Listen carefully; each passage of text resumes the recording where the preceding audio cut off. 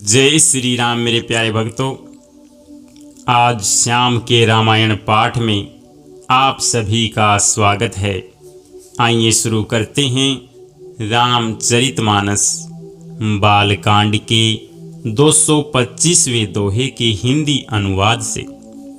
फिर भय, प्रेम, विनय और बड़े संकोच के साथ दोनों भाई गुरु के चरण कमलों में सिर नवाकर आज्ञा पाकर बैठे।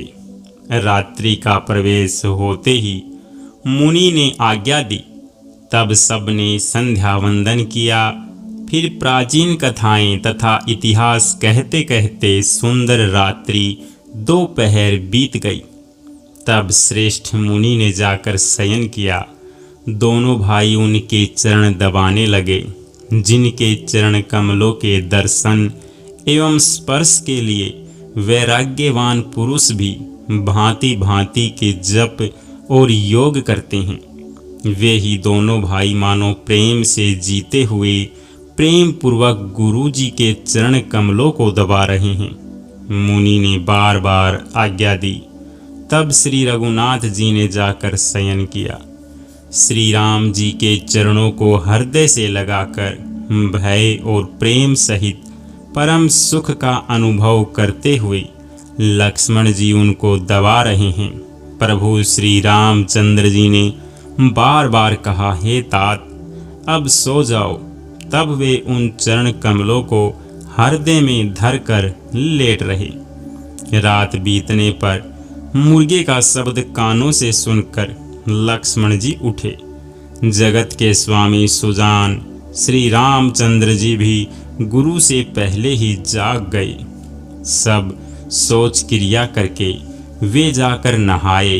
फिर संध्या अग्निहोत्रादि नित्य कर्म समाप्त करके उन्होंने मुनि को मस्तक नवाया। पूजा का समय जानकर गुरु की आज्ञा पाकर दोनों भाई फूल लेने चले। उन्होंने जाकर राजा का सुंदर बाग देखा, जहाँ वसंत ऋतु लुभाकर रह गई है। मन को लुभाने वाले अनेक वृक्ष लगे हैं। रंग बिरंगी उत्तम लताओं के मंडप छाए हुए हैं। नए पत्तों, फलों और फूलों से युक्त सुंदर वृक्ष अपनी संपत्ति से कल्प वृक्ष को भी लजा रहे हैं।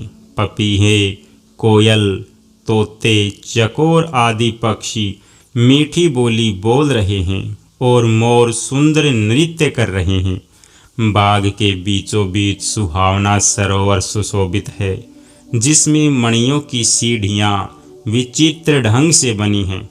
उसका जल निर्मल है, जिसमें अनेक रंगों के कमल खिले हुए हैं। जल के पक्षी कलरव कर रहे हैं और भरमर गुंजार कर रहे हैं। बाग और सरोवर को देखकर प्रभु श्री रामचंद्र जी भाई लक्ष्मण सहित हर्षित हुए। यह बाग वास्तव में परम रमणीय है, जो जगत को सुख देने वाले श्री रामचंद्र जी को सुख दे रहा है।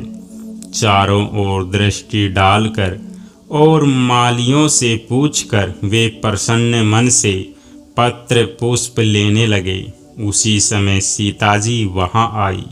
माता ने उन्हें गिरजा पार्वती जी की पूजा करने के लिए भेजा था। साथ में सब सुंदरी और सयानी सखियां हैं, जो मनोहर वाणी से गीत गा रही हैं।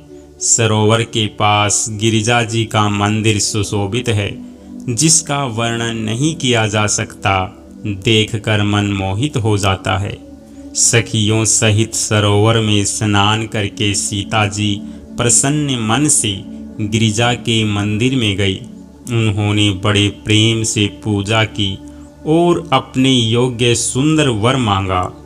एक सखी सीता जी का साथ छोड़कर फुलवाड़ी देखने चली गई थी।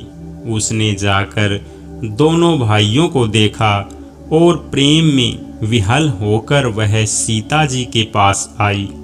सखियों ने उसकी दशा देखी कि उसका शरीर पुलकित है और नेत्रों में जल भरा है। सब कोमल वाणी से पूछने लगी कि अपनी प्रसन्नता का कारण बता। उसने कहा, 2 राजकुमार बाग देखने आए हैं, किशोर अवस्था के हैं और सब प्रकार से सुंदर हैं। वे सांवले और गोरे रंग के हैं। उनके सौंदर्य को मैं कैसे बखान कर कहूँ। वाणी बिना नेत्र की है और नेत्रों की वाणी नहीं है।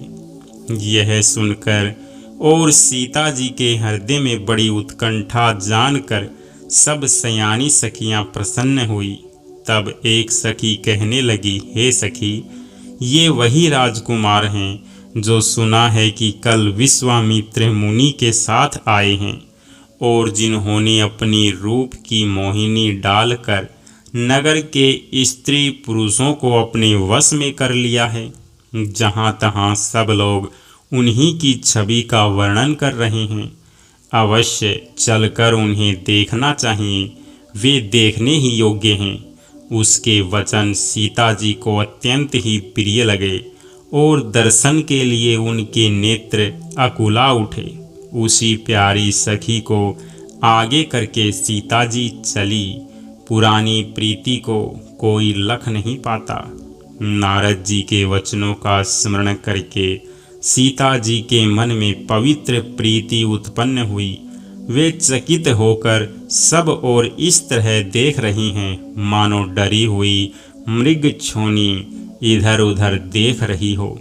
कंकण, हाथों के कड़े, करधनी और पायजेब के शब्द सुनकर श्री रामचंद्र जी हृदय में विचार कर लक्ष्मण से कहते हैं, यह ध्वनि ऐसी आ रही है मानो कामदेव ने विश्व को जीतने का संकल्प करके डंके पर चोट मारी है।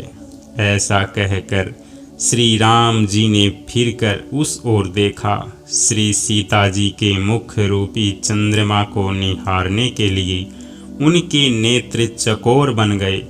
सुंदर नेत्र स्थिर हो गए, टकटकी लग गई, मानो निमि जनक जी के पूर्वज ने जिनका सबकी पलकों में निवास माना गया है।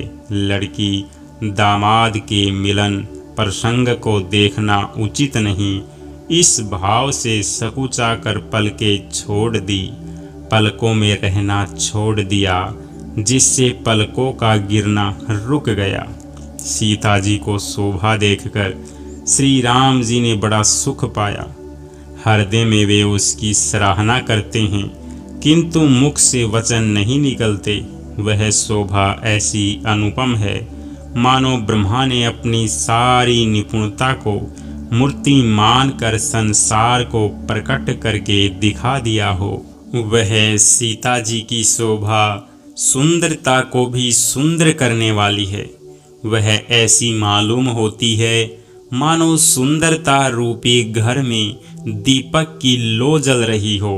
अब तक सुंदरता रूपी भवन में अंधेरा था, वह भवन मानो सीता जी की सुंदरता रूपी दीप शिखा को पाकर जगमगा उठा है, पहले से भी अधिक सुंदर हो गया है।